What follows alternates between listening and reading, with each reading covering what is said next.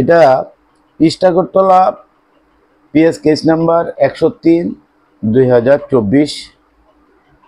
ঘটনা গত 9 তারিখ রাতে 1টা থেকে 1:15টার দিকে কমপ্লেনেন্ট প্রসেনজিৎ ভট্টাচার্য, যিনি নাকি পাবলিক নাও যে চ্যানেল আছে, ইলেকট্রনিক্স মিডিয়া চ্যানেল, ওটার একজন রিপোর্টার, এবং ওনার সঙ্গে অন্যান্য রিপোর্টারগণ, এর মধ্যে আছেন মিহিরলাল সরকার সহ, তারা মঠসমণিতে তাদের যে পেশাগত দায়িত্ব পালন করার জন্য সেখানে গিয়েছিলেন।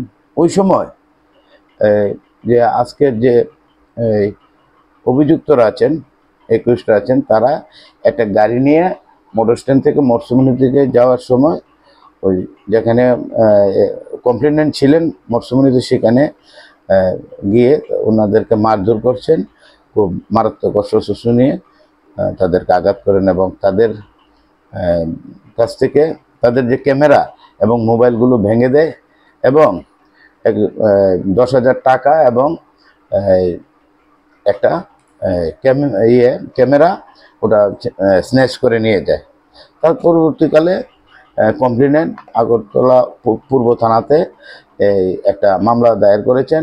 মামলার number 103/2024 under section 126 subsection 2, 118 subsection 2, 109 subsection 1, 308 subsection 5, 324 subsection 5, 351 subsection 2 and 3, and section 3 subsection 5 of BNS। এবং এই অভিযুক্ত পাওয়ার পর যিনি দায়িত্বপ্রাপ্ত আইও আছেন, উনি তদন্ত শুরু করেছেন। শুরু করে এই 3জন অ্যাকিউজড আজকে যাদেরকে প্রোডাকশন করেছেন, তারা তাদেরকে অ্যারেস্ট করেছেন। তারা হলো সৌরভ ভট্টাচার্য, সুকান্ত দেবনাথ এবং আকাশ বণিক। তাদেরকে আজকে আদালতে প্রোডাকশন করেছেন 2 দিনের পুলিশ রিমান্ড চেয়ে। আমরা সরকার পক্ষ থেকে, আমি এপিপি ইনচার্জ দিলীপ দেবনাথ, আমি সরকার পক্ষ থেকে পুলিশের যে 2 দিনের পুলিশ রিমান্ডের যে আবেদন, ওটার উপর শুনানি করি, এবং অ্যাকিউজদেরকে যাতে বিল না দেওয়া হয় তার জন্য আদালতের কাছে প্রার্থনা করি। আদালত উভয় পক্ষের কথা শুনেছেন, এবং